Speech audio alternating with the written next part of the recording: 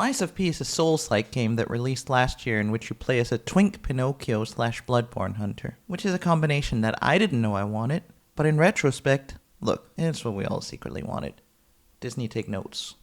Let's start with a short summary of everything that happens in Lies of P. As I mentioned, Lies of P is a very loose adaptation of the Pinocchio story by way of Bloodborne. So loose, in fact, that one might call it more inspired by than actually being an adaptation as such.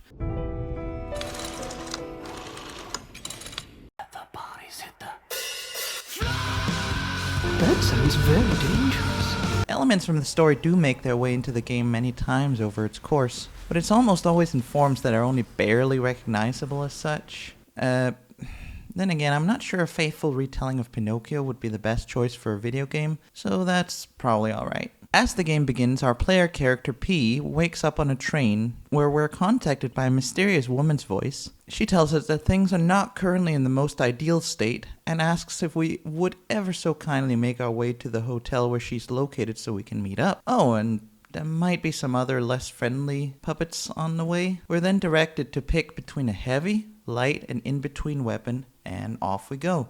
So far, it's pretty standard fare. And it quickly becomes apparent that we do not know how doors work. We continue on and meet a very friendly and surely trustworthy merchant. After talking to him, we decide to take a trip to the circus. Though, unfortunately, the parade master has decided that circus life wasn't for him, and he's doling out some circus death instead.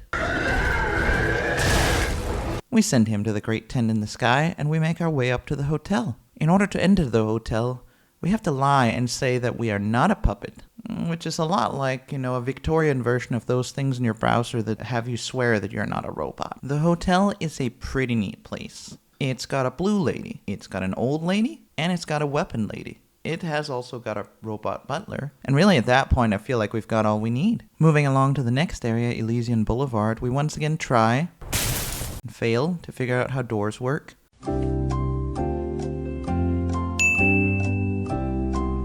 Eventually we make our way up to the rooftops, as hopefully up there will be less doors. We meet up with Krat's friendliest police officer who gives us some very kind directions. Inside a house, we find the world's most trustworthy merchant again, and have a conversation with the little cricket that definitely lives in our lamp, whose name is Gemini, except it's pronounced Jiminy because, come on, you know why. He tells us how to use doors, and at last, our true potential is unleashed.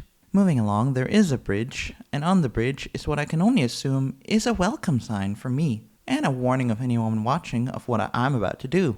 The bridge has a boy with a donkey hat on it. We try to befriend him, with mixed results. After sending him on his merry way, we investigate the carriage that he was yelling at, only to find our dad Geppetto, who for some reason calls us a foul tarnished, in search of the Elden Ring.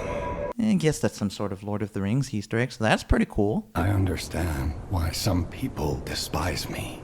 We make our way to City Hall, where we meet Krat's second friendliest police officer. Even despite the state that the city is in, he still takes time out of his day to try to beat us to death for loitering, which is a truly impressive amount of dedication to his work. After a friendly back and forth, we return to the hotel, where we now find our dad. He tells us to go look for his friend, Panini, who got lost in his factory, which is the factory where all the puppets are made. I can't see any flaws with this plan, so we head to the factory where we find a friendly pair of siblings wearing a cat and a fox mask. We do also find a puppet fireman, although he does seem to have slightly misunderstood the assignment. We find another human, this one wearing a mouse mask. He doesn't seem too interested in being our friend, so we murder him. Panini is here, but he's worried about his butler, so we need to help him out. Unfortunately, said butler is located inside the forge.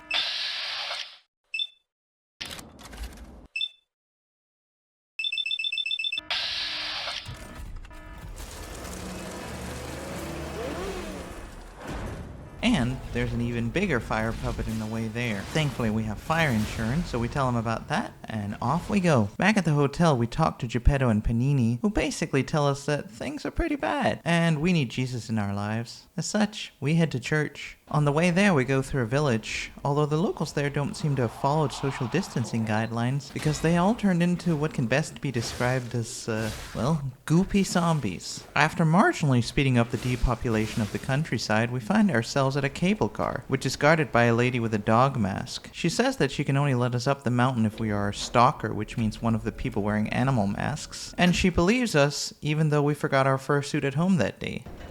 Sucker. The cable car puts the fun in funicular, and up we go. Back in the day, the only way to reach the cathedral was using a rope and pulley. So, thanks for building it on a cliff, St. Frangelico. The bridge to the cathedral is filled with puppets fighting zombies, which is probably important, but we're not too concerned with that for now. Entering the church, we find, oh fuck, what is that? Oh, a jumping puzzle, which is slightly preferable to ripping out my own nails and sticking them in my eyes, but just slightly. Also, a lot of zombies here. Going through the church, we find a nun, and she seems fine. And a guy in a dog mask. This one gives us cool weapons. I love him, swell guy. Then we find the Archbishop of the Cathedral. He's wearing his eyes wide shut mask when we find him. I'm not gonna make a joke about that, but I want you to know I absolutely could have. He's mad that he no longer fits on his private jet, and so we gotta fight him for it. After that, we make our way back down the mountain to another rundown village, where we once again speed up natural demographic evolution. Some kids calling themselves the Black Rabbit Brotherhood are trying to get us to subscribe to their podcast by playing it over the loudspeakers. Here's a news bulletin. Which somehow are all over this decrepit village. Making our way forward, we arrive at what's called the Malum District, which is like, insert your own regional joke here, except with slightly more zombies. We meet up with the Cat and Fox kids again, and they want to team up with us. Hooray! They immediately leave us on our own though. Boo. Whoa, hold up. It's been a while since I worked like that. I got aches, you know? And I wouldn't want to cramp your style. I'll take a breather here, then catch up later. Anyway, we go up through the district, and we eventually arrive at where the Cat and Fox kids pop back up to tell us that fighting the Super Bunny Bros is bad news. This turns out to be correct, as they become the first boss fight where we're ganged up on, which is something that I personally am terrible at dealing with. After a few attempts, though, we do manage to take them down, and we walk out the back, where it turns out that the stinky, smelly, dirty Malum district somehow connects directly to the fancy, rich people hotel via a courtyard in which they have a literal money tree growing. We get a key from the owner of the hotel, which also turns out to connect to the fanciest district in town. This is probably some kind of social commentary, and definitely not because the world design is slightly contrived. Going through that area, called Rosa Isabel Street, which is where all the rich people live, we find a lady in a pigeon mask. Unfortunately for her, I am European, which, as we all know, makes me and pigeons natural enemies. A bit further up the road, we encounter the ungodly hellspawn of the clowns from It and Terrifier. Only this time we get to lure him to a second location. Incidentally, we now find ourselves in front of the Stella Opera House, which sounds like it could be a nice relief from all the horrible things going on outside. So, we head in there.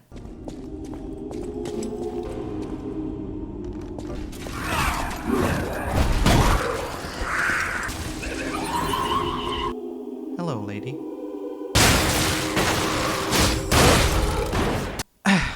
Well, anyways, at the end of the opera house, we finally find the King of Puppets, who is supposed to be behind all the puppets getting, all murdery. He puts on a play for us, which seems to show us getting our hearts removed by Geppetto and placed into another puppet, who then comes to life. We find this to be entirely too complicated for our tastes, and opt to try and simplify things again by getting rid of the things that's making our brain go hurty. However, it turns out that the King of Puppets was actually a mech, and our ex-boyfriend, Romeo, was inside it all this time. He is also a puppet, and he decides that since we updated our Facebook relationship status, he's going to murder us. It's complicated indeed. Afterwards, we do the only thing that someone under drinking age can do after a messy breakup, and we head on out to the mall.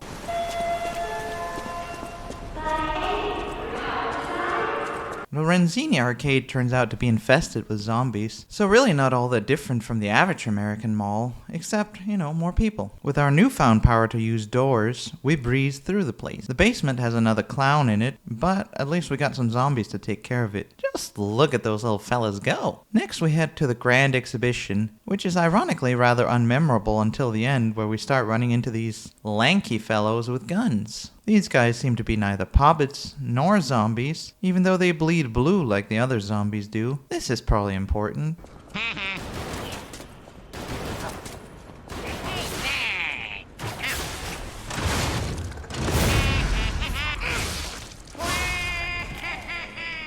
But we don't have time to dwell on this, as we have to take down Victor, the all-time wrestling champion of Krat. After a bit of back and forth, we emerge victorious.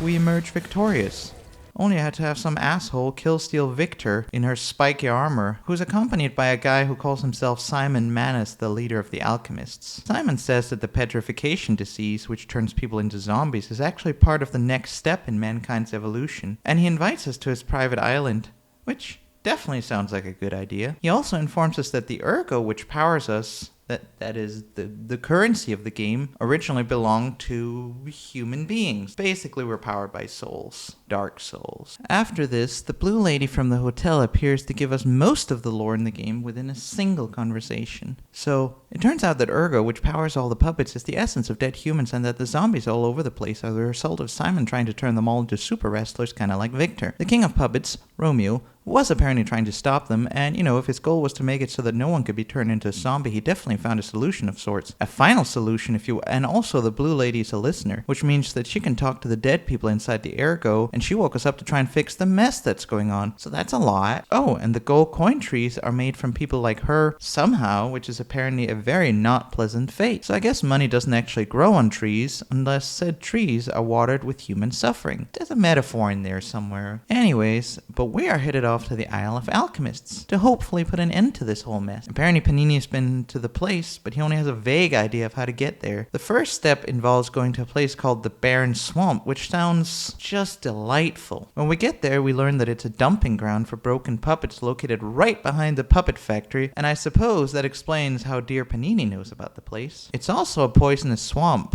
which you love to see, and there's a clown there, but this time it's infused with electricity. Just wonderful. Making our way through the swamp, we get to teach Broken Puppet about emotions, who's glowing red where his heart would be.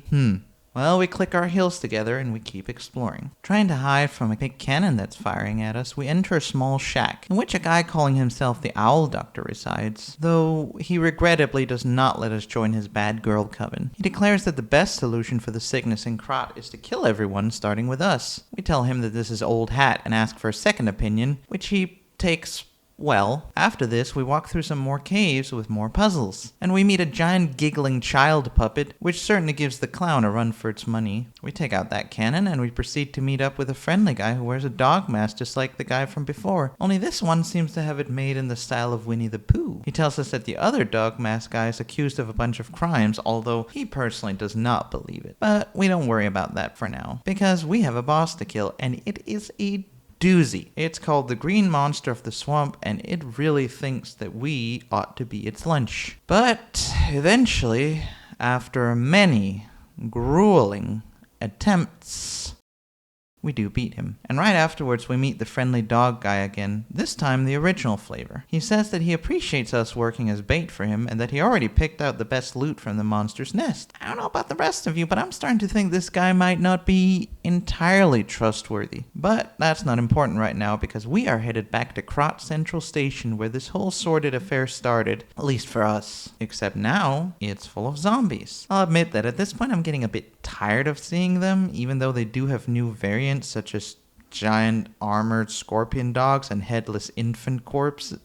But throughout most of the game we see two types of enemies: puppets, zombies. And aesthetically it's a bit repetitive, even if there are mechanical variations. I'm just getting kind of tired of these trippy environments. There is a third type of enemy, the ones we got a sneak peek at the Grand Exhibition, the lanky guys with guns, but They only really show up in force in the final area. There's also a cute little detail of them adding the Blue Ferry as the only train that's not cancelled. This might have been the case before as well, but I only just noticed. I thought it was worth pointing out. And speaking of, we can actually visit the train where we started the game, where the chair we woke up in has a rather ominous message.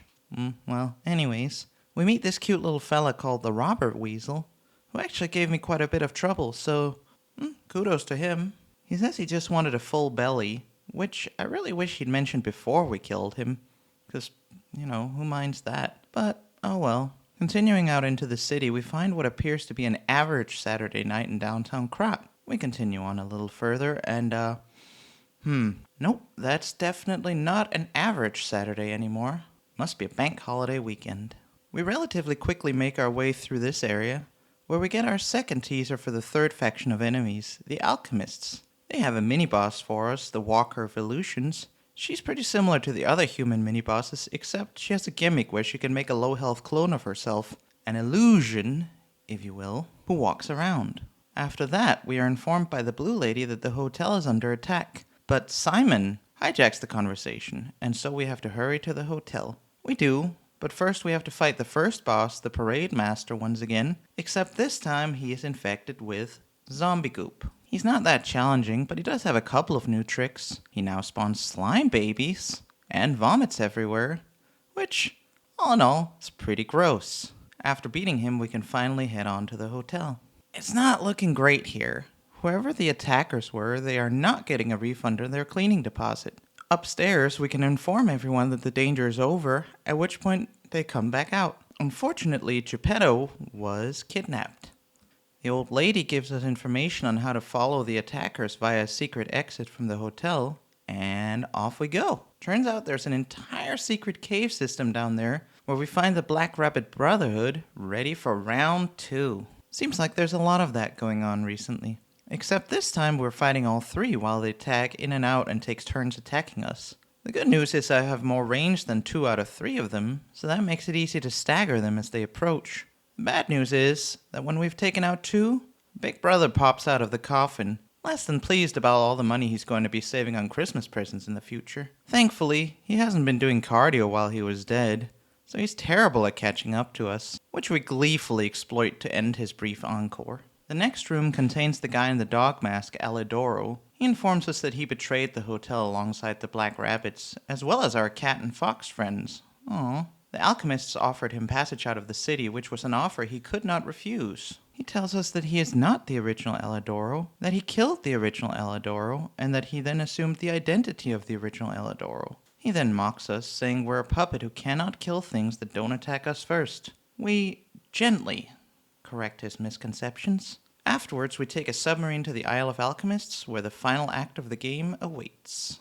On the shore, we are greeted by the Blue Lady, who informs us that she is indeed a projection, and that her real body is located in a tower on the island. We're told that she is Sophia, the daughter of the former leader of the Alchemists, with Simon being his former second-in-command. Simon coveted Sophia, so he locked her in a tower where she gained the power to reverse time with Ergo, which is the explanation for our ability to revive ourselves. She also explains that Simon is using the current situation to gather a whole lot of Ergo to himself all at once for what cannot possibly be a good reason. After this, we walk up the beach, which is absolutely glowing with Ergo, leading us to seeing some visions of the past. The first vision is a young boy who asks an older girl when his father is coming back, angry that he's not able to get a clear answer. She tells him that she wants him to meet another boy named Romeo. That name might just be ringing a tad familiar. The second vision is of Romeo and the boy. Romeo tries to befriend the boy and calls himself Lampwick,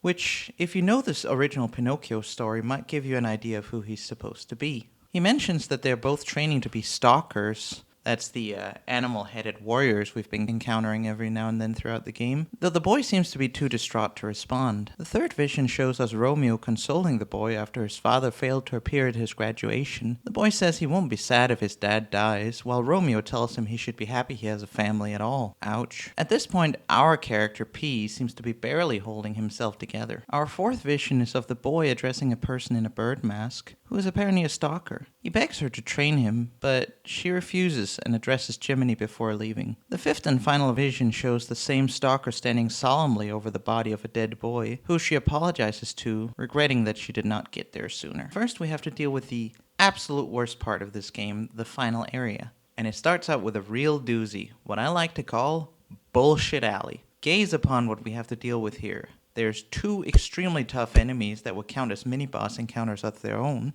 6 cannon in pairs of 2 up on the parapets. Glass cannon smaller enemies that are scattered all over. And while they're not that tough, they do pack a wallop. And just to make everything really fun, there's also a couple dogs up there. Oh, and in case you thought this was an area that you only have to go through once, well, maybe if you're a lot better than me, but spoiler alert, there is actually a boss up behind all of this that we have to deal with. So all of this is actually what's referred to as a boss run. If you're not familiar with Souls-like games, that's an area that you have to go through every time you try defeating a boss. And we have to run through all of it, preferably without getting hurt, definitely without getting killed, whenever we want to go at the guy. So, first things first, we take out the cannons, since they don't respawn. Of course, since the mini-boss scorpion enemies and all the other ones follow us as we go, we can only get maybe 1 cannon at a time before we are absolutely dogpiled and slammed into a pile of spare parts. With my skill level, we have to repeat this process 6 times, more if we mess up, which we do. Okay, now that we've cleared the run up to the boss as much as we can, we're still getting chased by a fuck ton of enemies that we have to dodge and weave around each time. But regardless, we gotta go at the boss. And what a boss it is. The Door Guardian is a test of patience that makes the mountain giant from Elden Ring look positively delightful. There's 2 ways to deal with the big fella. Either you can try to take down his absolutely massive health bar by attacking him, or you can perfect block his attacks over and over again while nipping at his leg until eventually he gets staggered, at which point you can take out about half his health in one go, meaning that you only need to do it twice. Most of his attacks are slow and heavily telegraphed, which makes them easy bait for perfect parries, but as with other things, they do pack a wallop. All of this, as well as some attacks that don't fall into this category, adds up to a boss which is not particularly difficult, but it's also very unforgiving and not that fun. Once we've done all that, we finally have what we need to enter Arch Abbey, the headquarters of the alchemists and the stronghold of Simon Manus, where Geppetto is being held prisoner. We take a quick detour to the hotel before starting to scale the wall. Things here are going well. We get Panini to translate the final transmission from the King of Puppets. It tells us that Geppetto is behind the puppet uprising, but that can't possibly be right. Panini asks us to tell him what the transmission said, and we decide to lie and tell him that we do not know, because we're just such silly little scamps.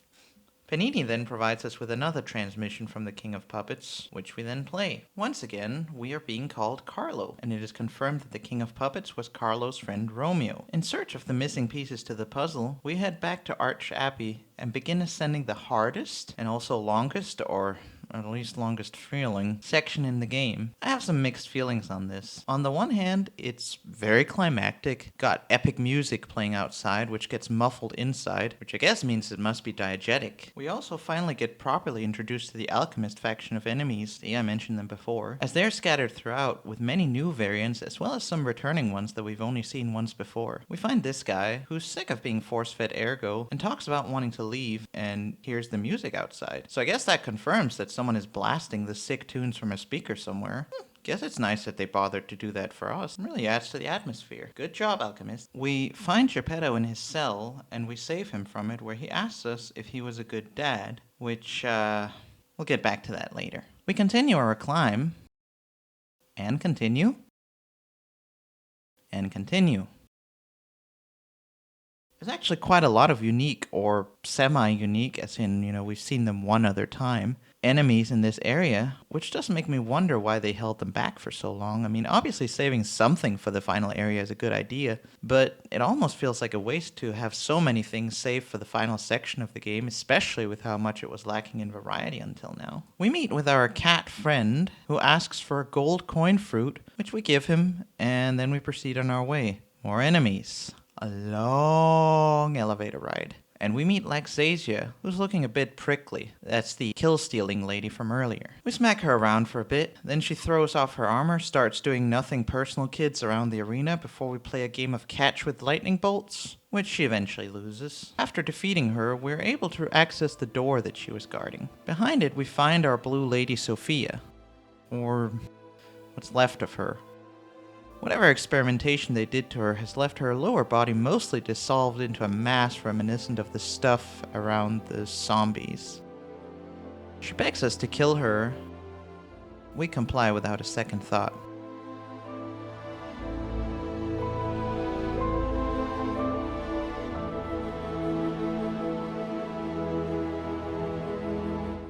After this, it's as if the killing of the alchemists as we continue ascend somehow becomes a lot easier. Eventually we make it to the top of the tower, where the air is literally crackling with ergo that's being collected from a giant lightning rod on top. A note nearby is a confession from Simon Manus, who tells us that he now considers himself a god. We meet up with Mr. Hands. He doesn't really look like a god exactly, although that top hat is dapper, I will give him that. Amusingly, for some reason, his hitbox being quite large up top but not at the ground, along with the fact that he does a dainty little step back after a combo, means that my grappling hook actually is fairly useless against him, forcing us to switch to this arm cannon, berserk style, to at least get some use out of our Legion arm. Oh. After getting him down, he pulls us into his domain and gives us a glimpse at his self-embodiment of perfection, which seems to involve a giant blue baby monster coming out of his back and doing his best creation of Adam impression. Despite all this panache though, he goes down once again, leaving us only one way forward, the elevator to the very bottom of the tower. Could just skipped ahead and saved a bit of a climb there, but I suppose that would have left Sophia and Geppetto stuck in the tower, which I guess is wrong or something.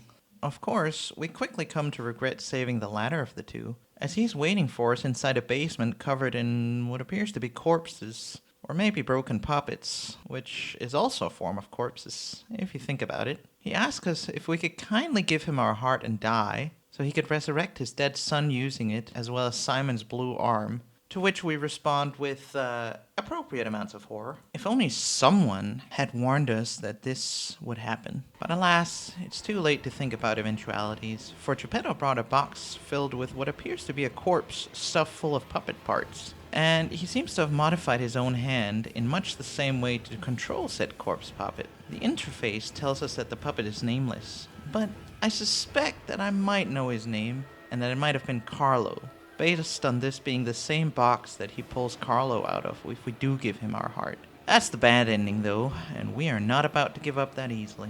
And this fight involves dying. Many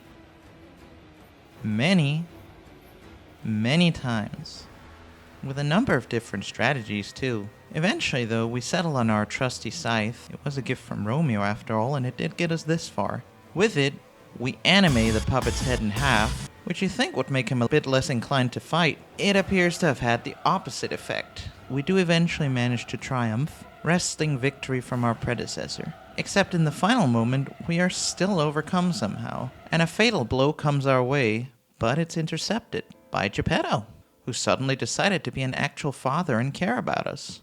With the puppet now exposed, we finish him, and we cradle Geppetto as he dies, weeping for the father that he never was. In the end, we go back to the area in front of Simon's sanctum, where a puppet body awaits. We pull Sophia's ergo out of ourselves and put it into the puppet, which awakens and has a bit more Michelangelo plagiarism for us as the game ends. Aw, that's sweet. Cut to a train on which this alchemist guy was at the hotel selling us stuff in exchange for gold coin fruits. He talks about how we've awakened as a new form of life, and he mentions needing to locate someone named Dorothy. We see a pair of legs and feet wearing ruby red slippers walking across rooftops in Krot.